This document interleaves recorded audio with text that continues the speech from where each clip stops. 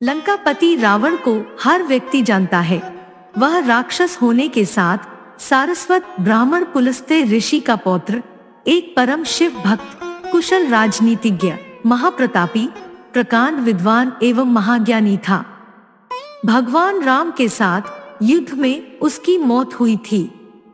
ज्यादातर लोग जानते हैं कि रावण का युद्ध केवल श्री राम के साथ हुआ था, जिसमें उसको हार मिली थी। लेकिन रावण केवल श्री राम के हाथों ही नहीं हारा था, बल्कि इससे पहले भी वह 4 योद्धाओं के साथ युद्ध करके हार चुका था। एक योद्धा ने तो रावण को अपनी बाजू में दबाकर 4 समुद्रों की परिक्रमा भी करवा दी थी। आइए जानते हैं कि भगवान राम के अलावा और किन लोगों से रावण हार चुका था। पर उससे पहले हमारे चैनल को सब्सक्राइब करें और कमेंट में हमें बताइए कि रावण की सबसे बुरी हार किसके हाथों हुई थी। पहला, वानरराज बाली और रावण का युद्ध। तेज बल और तीक्ष्ण बुद्धि के अहंकार में रावण ने पृथ्वी के प्रमुख हिस्से के अधिपति राजा बाली को युद्ध की चुनौती दे दी।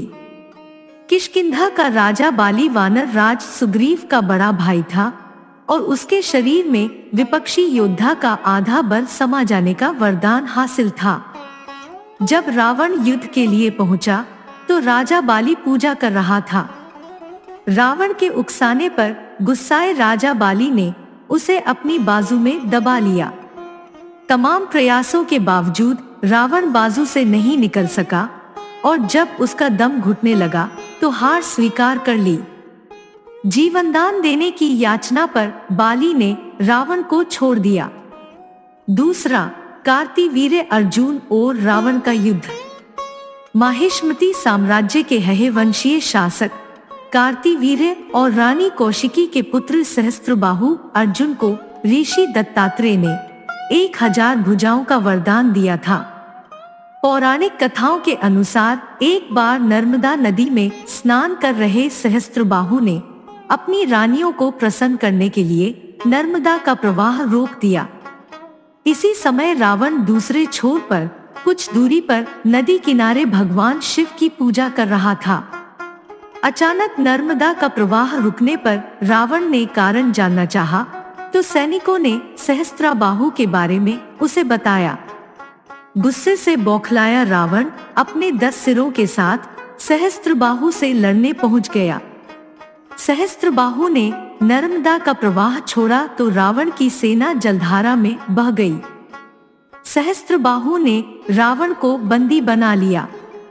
बाद में रावण के दादा पुलत्स्य ऋषि के निवेदन पर सहस्त्रबाहु ने रावण को छोड़ दिया।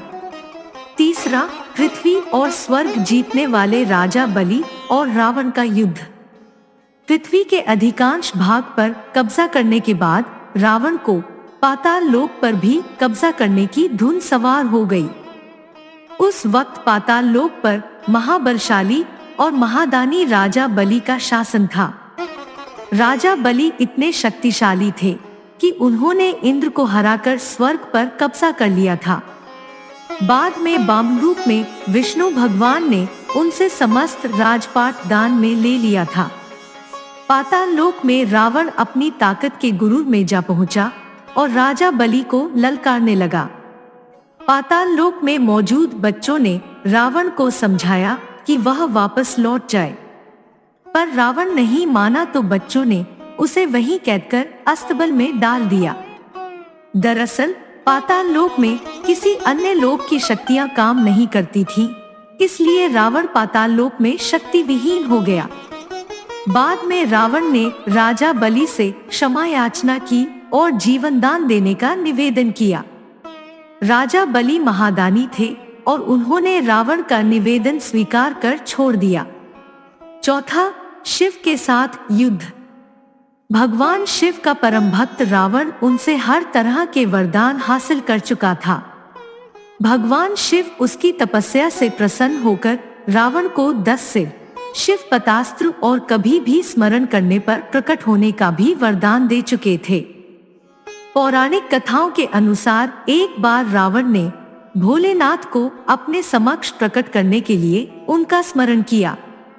तब भगवान भोलेनाथ कैलाश पर्वत पर ध्यान में लीन थे।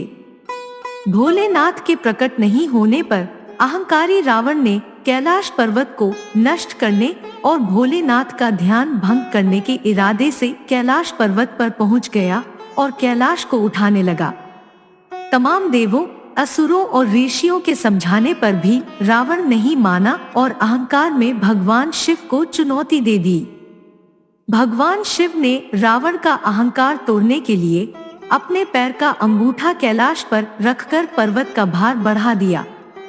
इसके बाद रावण कैलाश को हिला भी नहीं सका और अंत में हार मानकर क्षमा याचना करने लगा। भगवान शिव ने उसे क्षमा कर दिया। दोस्तों, आज के वीडियो में बस इतना ही। अगर यह वीडियो पसंद आया हो तो इस वीडियो को लाइक करें, शेयर करें और हमारे चैनल को सब्सक्राइब करें। धन्यवाद।